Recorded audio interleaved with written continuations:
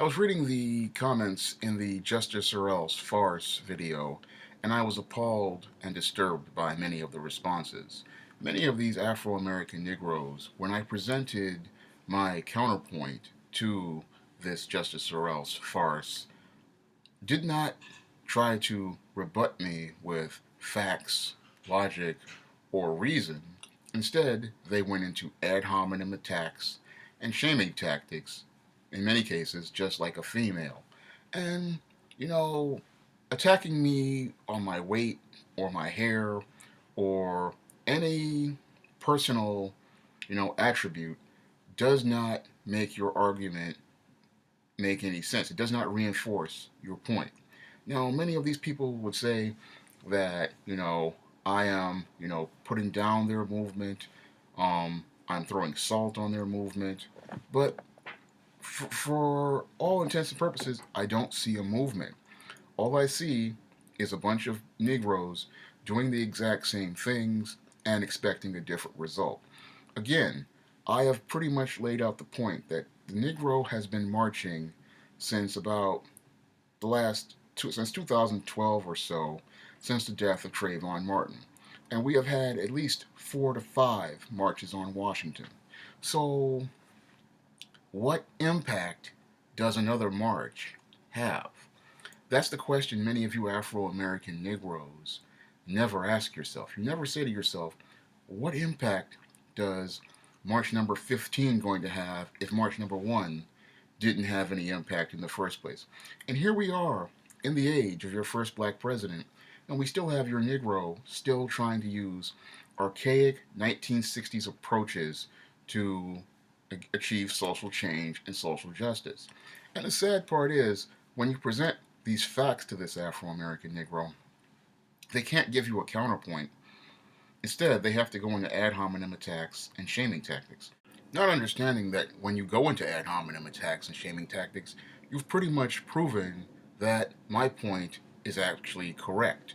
And when I listen to these Afro American Negroes, getting all emotional, getting all upset, getting all riled up, it pretty much tells me that they really do not understand the complexity of the subtle politics transpiring around them. And they don't see how they are being manipulated by inept and incompetent leaders who are out to maintain the status quo. Now, I'm going to give you a rundown of what happened after your 1995 Million Man March. Now, I was 22 at the time that this Million Man farce happened, and a lot of people then bought into the hype and the rhetoric, talking about how black men were supposed to atone and do better. And yes, a lot of over a million black men did go down to Washington, making all these promises, and then they handed the Nation of Islam, a bunch of money, and as they made these promises to atone and do better. But when these Negroes returned to their communities, we soon saw that these Negroes were not genuine in keeping their promises. Because we can look at the big picture of this Afro American Negro and what happened in the timeline. If you just follow the timeline, you will see how disingenuous this Afro American Negro truly was. Because the march happened in 1995. Now, in 1996, we had the escalation of your East Coast, West Coast rap feud. And many of you Afro American Negroes were taking sides in this East Coast, West Coast rap feud. And it all culminated with the climax of the death of your icon, Mr. Tupac Shakur. So, what happened to atonement and doing better? If you Negroes were serious about atoning and doing better, then why did Tupac Shakur die? That's a question you Negroes don't really have an answer for. And then we follow the timeline further down the road, 1997. Your notorious B.I.G. becomes a casualty of this East Coast rap, West Coast rap feud. And you Negroes again were promising to atone and do better. Why is Notorious B.I.G. winding up dead?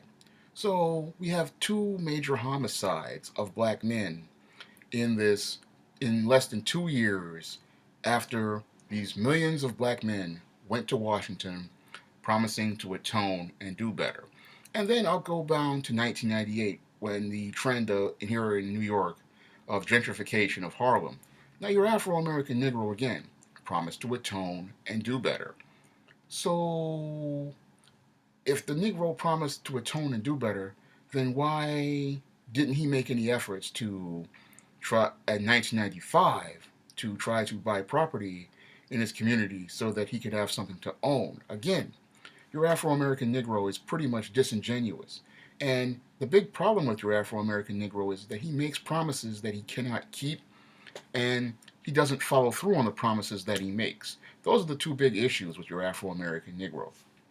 I mean, you made a promise to atone for wrongs that you did. You made a promise to do better. And we look at the timeline. Tupac Shakur dies. Black Negroes are caught up in this East Coast West Coast rap feud. And then Biggie Smalls dies. And then the gentrification of so-called gentrification of Harlem. Negro is not thinking about buying property or building businesses, and this is just in the first 2 to 3 years after your Million Man March that all of this goes on. Now, I could even go further, into this and talk about other issues that your Afro American Negro made promises to do better on at that Million Man March. Now, if this Negro was serious about doing better and atoning and doing right for his community, then why did the out of wedlock birth rate skyrocket to 73% here in America? Again, this Negro is disingenuous and dishonest. And if this Negro was so serious about atoning and doing better and changing, then why is his dropout rate now at 70%? We look at this Afro American Negro and we see how disingenuous he is regarding change, because he sits there and he talks about change, but at the end of the day, he still stays the same. He still shows us how dysfunctional he actually is, because just like his father and his grandfather before him, in many cases, this Afro American Negro is, just as dysfunctional and just as dishonest as his father and his grandfather, because he makes promises, he doesn't, and then he doesn't follow through and he doesn't step up. He doesn't have any sense of commitment. And that's what's going to happen after this Justice Sorrell's farce. Many of these Afro American Negroes who went down to Washington to march and protest and talk about how they weren't going to make all these demands, in less than a week, many of these Negroes are going to go back again to fighting each other, arguing with each other, and making plans to shoot and kill each other over cornbread, biscuits, or somebody stepping on their Air Jordan tennis shoes. And this is the sad state of affairs that is going on with your Afro American Negro.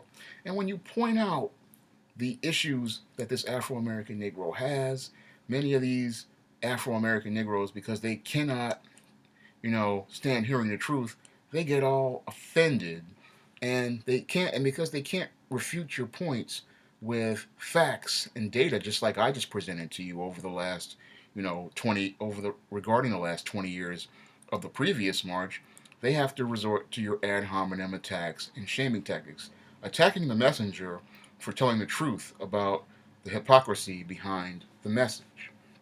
And these males, they just don't see the vicious cycle that has consumed their fathers, their grandfathers, and in some cases their great grandfathers, as they continue to fall for the same cons over and over again. This Justice Sorrell's farce, this Minister Farrakhan, he promised you solutions at this march.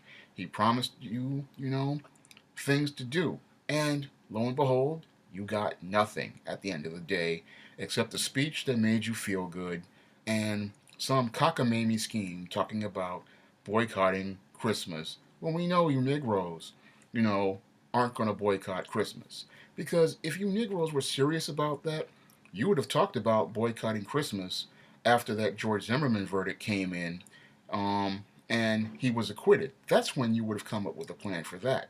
And if you were really serious about, putting on some sanctions on him, you would have said right after the Michael Brown and Eric Garner grand juries did not indict those two officers, you would have said, I'm going to put some economic boots on these so-called white supremacists, and these big businesses, you wouldn't have spent any money then. Now, I proposed in the aftermath of the Trayvon Martin case, I proposed, you know, Negro boycott state of Florida.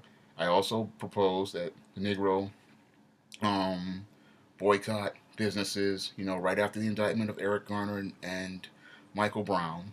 And again, those words, when I did them on the blog and I did a video about them, nobody picked that up and ran with those footballs. And the timing of a boycott in the case of Eric Garner and Michael Brown was absolutely perfect. But these Negroes, again, they know nothing about timing, they know nothing about strategy. Here you have them making saying that they're not going to indict Michael Brown a few days right before Black Friday, the biggest shopping day of the year. You know what type of message that would have been sent if they didn't see any black people at the mall? You know what type of message would have been sent if all of the world decided not to go shopping that day? You know what type of message would have been? That would have been an impacting statement that would have sent a message to big business and the rest of the world about the value of black life and correlate it to the black dollar. But you Negroes, you know nothing about strategy, you know nothing about timing, and you know nothing about executing an effective battle strategy. Basically, most of you Negroes are jokers. And, you know, you run around here with like chickens with your heads cut off, going around and coming around, trying to do things, and you wonder why you go nowhere. The reason why you go nowhere is because you have no idea on how to plan strategy. That strategy I just gave you, that was a perfect strategy. I mean, here you have Black Friday, and you can't even make a statement on that day. Holiday season comes up. You got this Farrakhan talking about boycott Christmas, and he makes this proposal in August. How does that help anything? That's not a strategy. That's not strategic. That doesn't have any impact. It's just empty words when he made that proposal. And then he goes to have this justice or else farce, and he proposes this again, knowing you Negroes are never going to do that. Because when I proposed it, I knew firsthand. I said, look, these Negroes are gonna have their Christmas. They gonna have their CRISMUS, and they know, most people know, that this Negro is not serious about anything. Yes, he'll get all upset, he'll get all emotional, he'll get all riled up, and then later on he's gonna go right down there like a dutiful slave and go out and go have his Christmas, continuing to give his black dollars to people who do not value him and do not respect him, and then sit there and say he wants to get change. Now I have to propose the question: how do you get change from doing the exact same thing? Negro has been doing the exact same thing again for 6 going on almost 7 years, regarding all these race shootings and all this other stuff. And how do you expect to get change by doing the exact same thing? Now, Albert Einstein said the definition of insanity is doing the exact same thing and expecting a different result. Negro continues to do the exact same things and expects a different result. How is marching and protesting going to get people to, change their behavior? Basically, what I'm seeing now with these Eric Garner die-ins and all these other marches and protests is just that there's so many of them that people have become indifferent to them. They've become apathetic to them. They don't really take them seriously. So you would think it's time for a new approach. You would think it's time for a new direction. But your black leaders, your Negro pastors, your pro-blacks, none of these guys have any idea on how to set up a strategy or, do things in a way that is effective. Instead, many of these guys continue to hope, wish, and pray, that doing the exact same thing will eventually lead to somebody paying attention to them. And what's really sad about this is all of this is transpiring during the era of your first black president, your President Barack Obama, your Democratic president. You would think, would see all of this going on and would be trying to help you Negroes. But he shows how little he cares about you Negroes, in all of this. I mean, it was your President Barack Obama and his Attorney General Eric Holder who decided not to indict in the case of your Michael Brown or your Trayvon Martin for federal charges. He was the one who decided, I'm not going to indict anyone after he could not get Loretta Lynch to be the fall girl in the case. Now, what this guy decided to do was he was going to quit being the attorney general because he did not want to be the bearer of the bad news.